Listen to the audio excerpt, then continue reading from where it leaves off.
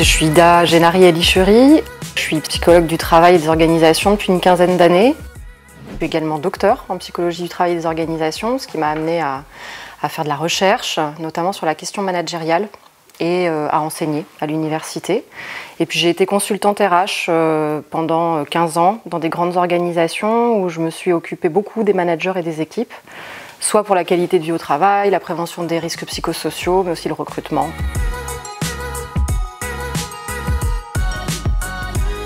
C'est important pour moi de pouvoir à la fois être une femme dans ma vie de famille, j'ai des enfants, j'ai 4 enfants, je suis mariée, et aussi de pouvoir travailler. Donc j'ai un métier que j'aime beaucoup, j'ai la chance de pouvoir faire un métier que j'ai voulu faire et j'y passe beaucoup de temps, c'est important pour moi. Voilà. Donc je dirais que je suis une femme aux multifacettes. Dans multifacette, il y a aussi multiculturel. Je suis née à Paris, j'ai vécu à Paris pendant 25 ans. Après, j'ai été vivre en proche banlieue parisienne. J'ai des origines italiennes, je me suis mariée avec un franco-tunisien.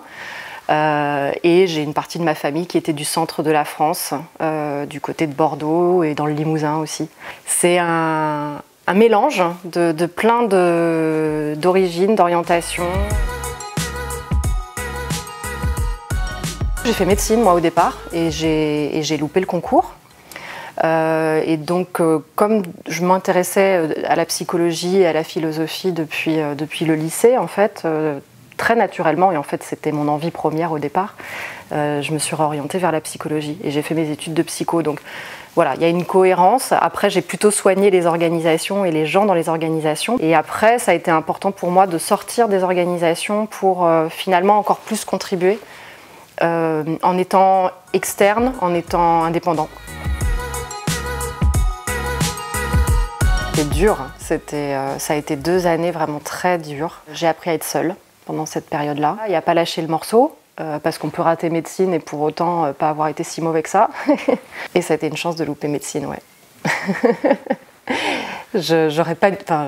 Aujourd'hui, je me projette, je pense que j'aurais pas aimé être dans le milieu médical en fait. C'est pas... Le corps m'intéresse, mais je crois que je m'intéresse plus à l'esprit qu'au corps. J'ai été commerciale et manager de commerciaux pendant ces années, donc c'était l'été en général. Et on était formés à des techniques de vente très rapidement et j'ai surtout vu très rapidement comment est-ce qu'on pouvait engager des groupes, et pas des petits groupes, des grands groupes. On était 300 étudiants à être formés pour être présents sur les sites universitaires et vendre des produits en fait pendant les inscriptions. Et bon, je voulais faire psycho, mais là, je me suis dit, qu'est-ce qui se passe, quoi ? C'est quoi ce phénomène qui fait qu'en 3 jours, on arrive à mobiliser des centaines de personnes sur des choses qui les intéressent pas. Et donc, je me suis dit, il y a des mécanismes là que je décèle pas, je sais pas ce qu'il y a derrière. Mais je vais faire psycho, je veux comprendre. Et ça m'a amené très vite en fait au milieu du travail. Et donc voilà, donc je me suis orientée vers la psychologie du travail et vers les managers. Et comme chacun en tant que manager, et comme j'avais été manager moi-même, comment est-ce qu'on peut faire sortir le meilleur de chacun et au service de quoi? Et surtout de garder cette question en tête. Au service de quoi on sort le meilleur de chacun?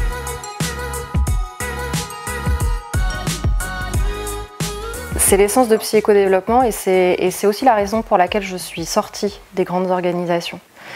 Je pense qu'on est dans une période qui est très compliquée pour les organisations, pour le milieu du travail.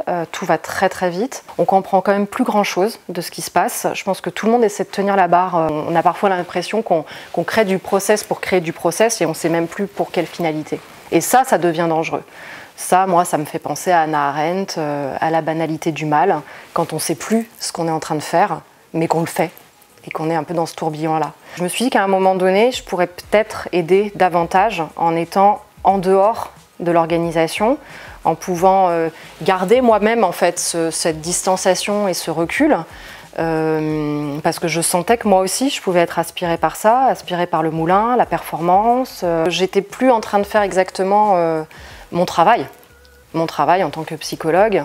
Et ça, c'est vrai que c'est plus facile à faire quand on est dehors. Hein. En fait, j'ai monté le cabinet en même temps que j'étais salariée au départ. J'avais cette double activité, donc très légère sur le cabinet au départ.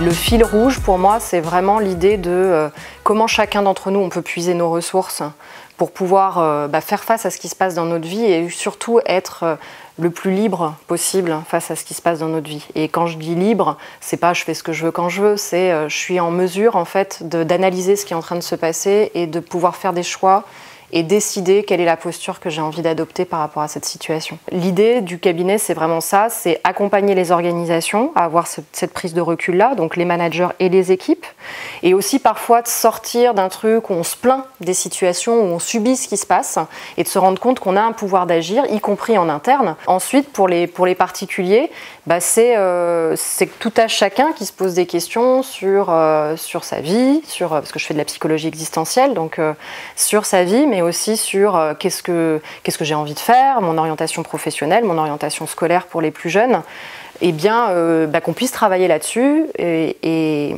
révéler en fait les forces de chacun. J'ai une orientation particulière à accompagner les femmes.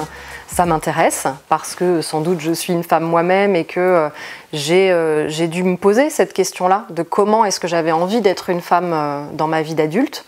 Le regard du corps social, il n'est jamais favorable en fait. Il n'est pas favorable quand vous restez à la maison, vous vous occupez pleinement de vos enfants. Il n'est pas favorable quand vous faites le choix de la carrière et de ne pas en avoir ou de faire autre chose, des voyages, j'en sais rien, enfin ce que vous voulez de votre vie. Et il n'est pas favorable quand vous conciliez les deux. Voilà, donc au fond, c'est pas là qu'il faut aller chercher la reconnaissance, il faut d'abord aller la chercher en soi. Qu'est-ce que vous décidez et comment est-ce que vous pouvez vous positionner et assumer cette décision quelle qu'elle soit?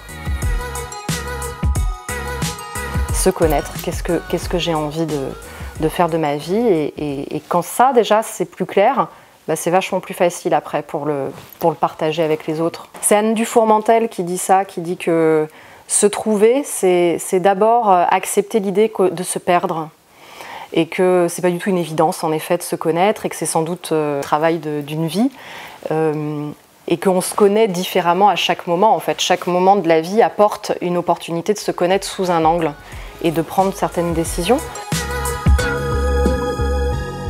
Et je pense que ce travail-là, psychologique, d'aller questionner en permanence, il permet cette acceptation qu'il y a plein de facettes de moi que je ne connais pas et que, en fait, quand je suis quelque chose, je suis sans doute ça et son contraire. Et ça, quand on le touche du doigt, on se dit, bon bah ok, en fait, les choses sont très simples.